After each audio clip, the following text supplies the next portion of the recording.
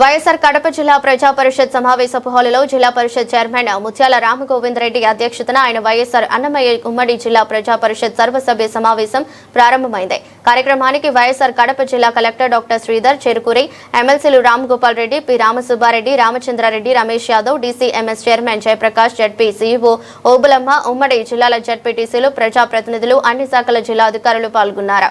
సర్వసభ్య సమావేశంలో సంబంధించి వివిధ అంశాలపై సమస్యలు, ప్రతిపాదనలను సభ దృష్టికి తీసుకువెళ్లారు. అంశాలను సమీక్షించవలసిందిగా కోరడం. నమస్కారం. ఈరోజు జిల్లా ప్రజా పరిషత్ సర్వసభ సమావేశానికి చేసిన గౌరవనీయులు జిల్లా కలెక్టర్ సార్ గారికి ఈరోజు తదుపరి సమావేశంలో జిల్లాకు సంబంధించిన వివిధ అంశాలపై అజెండా ప్రకారం మనం సమావేశం జరుపుతున్నాం.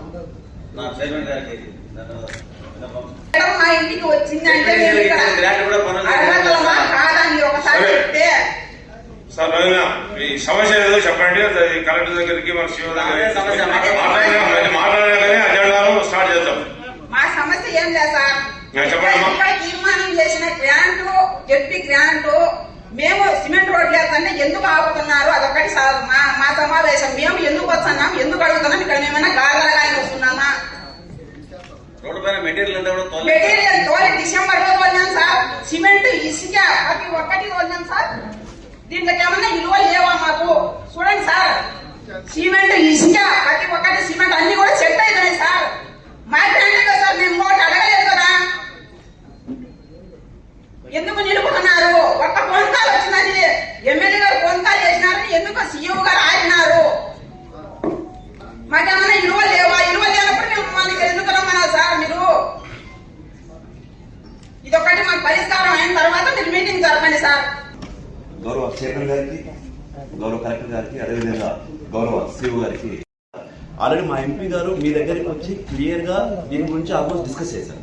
ఫస్ట్ పాయింట్ ఇదేంటంటే కలెక్టర్ గారు, దుర్గంపల్లి నుంచి వైద్య రోడ్డుకు కమలాపూర్కు ఆల్రెడీ శాంక్షన్ ప్రొసీడింగ్స్ కూడా ఇచ్చారు. ఇచ్చిన తర్వాత వీళ్ళు మన సీఓ గారు, మన సీఓ మేడం గారు ఆల్మోస్ట్ 3 times అక్కడ విజిట్ చేసి 3-4 సార్లు విజిట్ చేసిన తర్వాత చేయొచ్చో వాళ్ళు డిస్కస్ చేసి ఫైనల్ ప్రొసీడింగ్స్ అయితే 5 lakhs 10 వరకు ఇచ్చారు. ఇచ్చిన తర్వాత దీనికి సంబంధించి ముందు అంటే ఇప్పుడు ప్రొసీడింగ్స్ ఇచ్చిన తర్వాత ఇప్పుడు వర్క్ చేసే టైంలో వీళ్ళేమన్నా గ్రావెల్ రోడ్ ఉంది, ఇది ఆల్రెడీ వర్క్ శాంక్షన్ అయింది అన్నారు. మీకు సంబంధించిన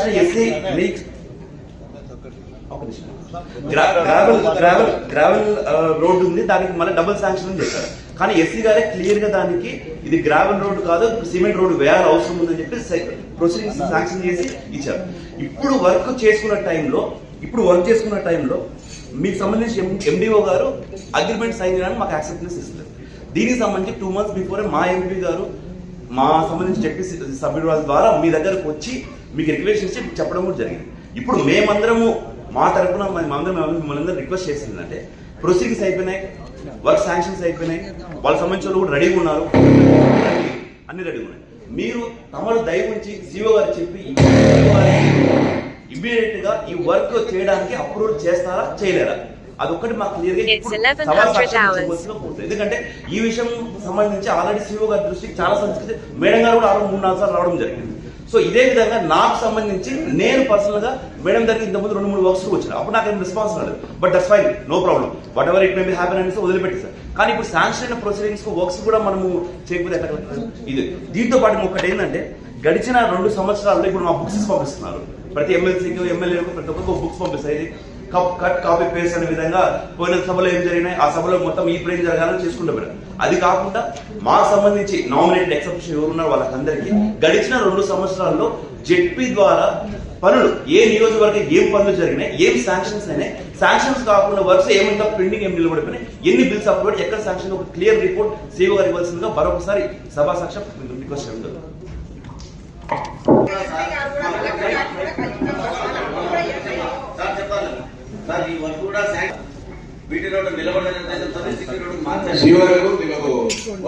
కావాలనో లేకపోతే 5 లక్షల రూపాయలు అయితే డిపాజిట్ వెరిఫికేషన్ అది కన్సర్న్ చేయడం ఎవరో వాళ్ళు చేస్తారో ఉంటుంది.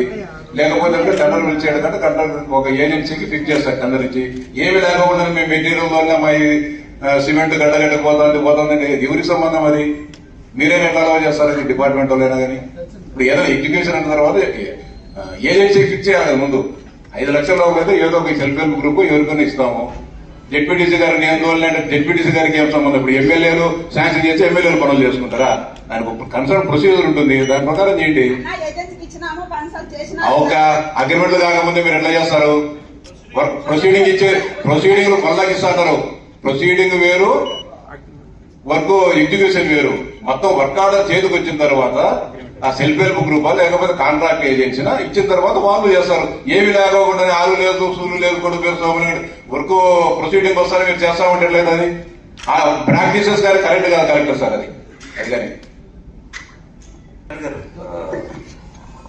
రాంబాబు నాయుడు అని చెప్పినట్టు 100% ఇది ఒక రకంగా అదే వాళ్ళు కాంకర్ దొరుకుతున్నారు, సిమెంట్ దొరుకుతున్నారు, అదేదో మన పక్కన పెట్టే మీరు ప్రొసీడింగ్ ఇచ్చినప్పుడు అగ్రిమెంట్ చేయండి. అదే కంగారు వాటర్, నో కంగారు వాటర్, నో సిమెంట్ వాటర్ వాళ్ళు తీసుకుంటారు. మీరు ఇచ్చిన దాని సంతకం వాల్యూ ఉందా లేదా? మీ సంతకాలు వాల్యూ ఉందా? మీరు క్లియర్ డేట్ వేసి ఓపెన్ మగాలని చెప్పి సైన్ వేసి ఇచ్చారు అంటే ప్రొసీడింగ్స్ వాల్యూ లేదా? అంటే ప్రొసీడింగ్స్ వేరు, అగ్రిమెంట్ వేరు. అంటే మీరు ప్రొసీడింగ్స్ ఇచ్చినారు అంటే ఏమని ఆ వర్క్ శాంక్షన్ అయినట్టే కదా. మేము డెఫర్ట్ ఆల్వేస్ ఫీల్ ప్రొసీడింగ్స్ అయితే వర్క్ చేసుకోవచ్చో లేదు పక్కడే వర్క్ అవుతుందా అనేసి. ఇప్పుడు ఇది అయిపోయినాక అగ్రిమెంట్ కావాలి, అగ్రిమెంట్ అయితారా, సిమెంట్ వేస్తారు కదా, అంతవరకు శాంక్షన్ కాదంటే కదా. ఈ ప్రొసీడింగ్స్ కు వాల్యూ ఉందా లేదా ఒక మాట చెప్పండి.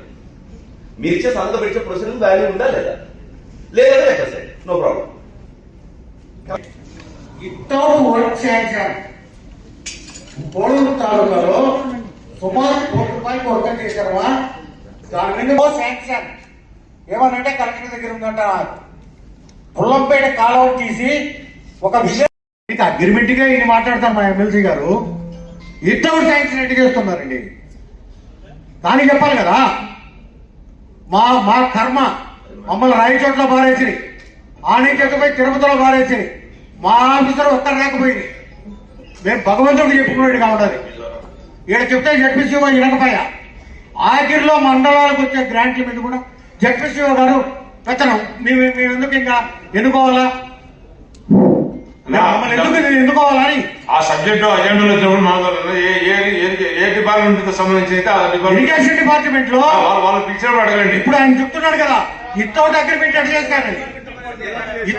అసలు నో శాంక్షన్ అటు చేస్తున్నారు. ఆ సబ్జెక్టు ఇరిగేషన్ ఖర్చు పెడతారు.